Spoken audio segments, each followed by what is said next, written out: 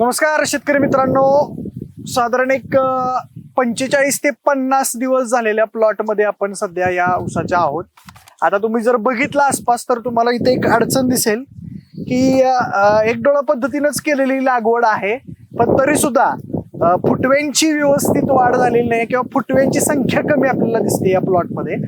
Sushant sir, काय नक्की हा प्रॉब्लेम आहे आणि फुटव्यांचं नियंत्रण हे खरं तर शेतकरी जे ऊस उत्पादक आहेत त्यांच्यासाठी एक महत्वाचं टार्गेट असतं. फुटव्यांची संख्या चांगली असावी आणि ते सगळेच फुटवे जोमदार आले पाहिजे, एक अट्टास असतो शेतकऱ्यांचा. पण आता ह्या प्लॉट मध्ये जर बघितलं तर काय प्रॉब्लेम झालेला दिसतोय, काय वाटतंय तुम्हाला? सगळ्यात पहिली ही जी लागण आहे सरासरी 45-50 दिवसाचा हा प्लॉट आहे. फुटव्यांना निश्चितच सुरुवात दिसत आहे. म्हणजे प्रत्येक जर आपण एक थोंब जर पाहिला तर प्रत्येक थोंबाला किमान 1, 2 ते 3 असे फुटवे दिसत आहेत. परंतु जर आपण मातृकोंब, ज्याला आपण जेठा सुद्धा म्हणतो, जर जेठाची उंची पाहिली तर इथं आपल्याला खूप मोठी तफावत जाणवते. म्हणजे जेठा खूप मोठा वाढलेला आहे, त्या पद्धतीने फुटव्यांची वाढ झाली होती किंवा फुटव्यांची संख्या मिळाली होती. म्हणजे निश्चित या ठिकाणी फुटव्यावरती काम चांगल्या पद्धतीने झालेलं नाही असं दिसून येतं. तर हे काम करण्यासाठी सगळ्यात पहिलं म्हणजे बेसल पासून काम करावं लागतं. तुमचा बेसलचा डोस हा लागणीच्या वेळेला पडलेला असावा. त्याच्यामध्ये फॉस्फरसची मात्रा तुम्ही रासायनिक खतांच्या माध्यमातून देऊ शकता. त्यामध्ये सिंगल सुपर फॉस्फेटचा वापर करू शकता किंवा काही मिश्र खतांचा वापर करू शकता किंवा काही कॉम्प्लेक्स खतांचा, ज्याच्यामध्ये तुम्ही DAP असेल प्लस पोटॅश असेल किंवा 10-26-26 सारखे खत असेल, 9-24-24 सारखे नवीन आलेले ग्रेड आहे, त्याचा पण वापर आपण सुरुवातीच्या काळामध्ये पहिल्या बेसलला वापरू शकतो. हे केल्यामुळं तुमच्या पिकाला सुरुवातीच्या काळापासून फॉस्फरस आणि पोटॅशची उपलब्धता होत राहते. दुसरं, जेव्हा आपण काही आळवण्या करत असतो त्यावेळेला फुटव्याच्या दृष्टीने आळवण्या करणं गरजेचं आहे. ज्याच्यामध्ये आपण 1744-0 किंवा 1448-0 एक फॉस्फरसची किंवा ग्रेड आपण देऊ शकतो.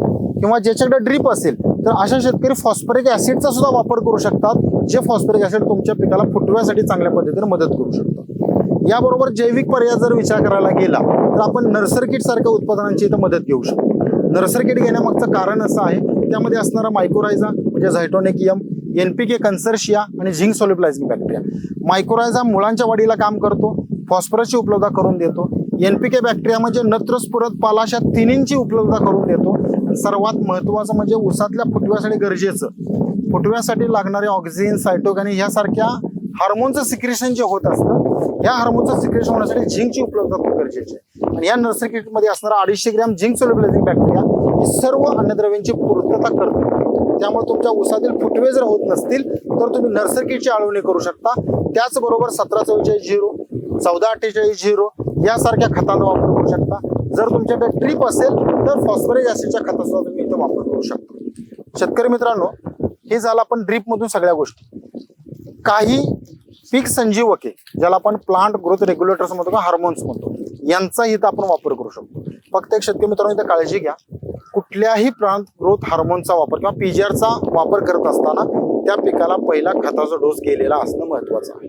जर खताचा डोस गेलेला असेल त्यानंतर तुम्ही PGR मध्ये इंडॉल ॲसिटिक ऍसिड असेल, इंडॉल ब्युट्रिक ऍसिड असेल, 6 बेंझिल ॲडेनाइन असेल, यासारख्या संप्रेरकांचा जर वापर तुम्ही केला किंवा हार्मोनचा वापर केला, निश्चित तुम्हाला चांगल्या पद्धतीचा फुटवा इथं पाहायला मिळेल. आता तुम्ही मगाशी सांगितलं की सुरुवातीच्या टप्प्यामध्ये बरेच शेतकरी युरियाचा वापर करतात आणि त्यामुळे जेठ्याची वाढ खूप होते. तर यासाठी काही पर्यायी खत आहेत किंवा युरियाचा वापर कशा पद्धतीने करणं गरजेचं आहे? शेतकरी जेव्हा लागवड करत असतो तेव्हा बेसल डोस देणं टाळतात.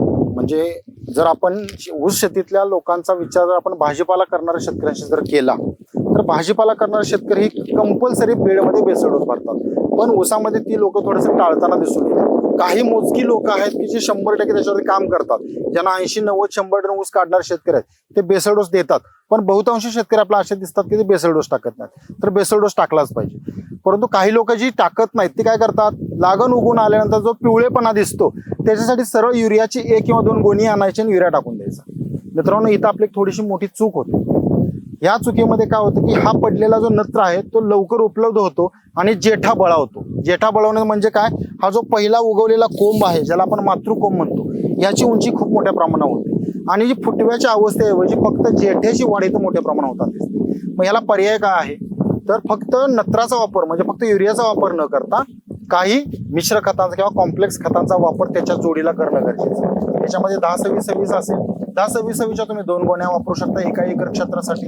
किंवा तुमच्याकडे जर DAP उपलब्ध असेल तर एका एकरसाठी 2 DAP, 2 युरिया आणि त्याच्या सोबत तुम्ही पोटॅशसाठी पॉलिसल्फेटचा चांगल्या पद्धतीने वापर करू शकता. पॉलिसल्फेट देण्यामागचं रिझन आहे की पॉलिसल्फेटमध्ये कॅल्शियम, मॅग्नेशियम, सल्फर आणि पोटॅश हे एकत्रित अन्नद्रव्ये जातात. त्यामुळे ऊसाच्या सर्वांगीण वाढीसाठी सुरुवातीपासूनच पिकाला बळ मिळते. तर मित्रांनो, बघू शकता आपण या प्लॉट मध्ये आहोत आणि कशा पद्धतीनं इथं फुटव्यांची संख्या कमी आहे आणि त्या संदर्भातलीच ही संपूर्ण माहिती आपण बघितली. शेतकरी मित्रांनो, आशा आहे तुम्हाला ही माहिती चांगली वाटली असेल तर नक्कीच आम्हाला कमेंट बॉक्समध्ये सांगा. काही शंका असतील तर त्याही कमेंट बॉक्समध्ये सांगायला विसरू नका आणि सोबतच आपल्या गाव भारीच्या युट्यूब चॅनलला सबस्क्राईब करायला सुद्धा अजिबात विसरू नका. धन्यवाद. कट.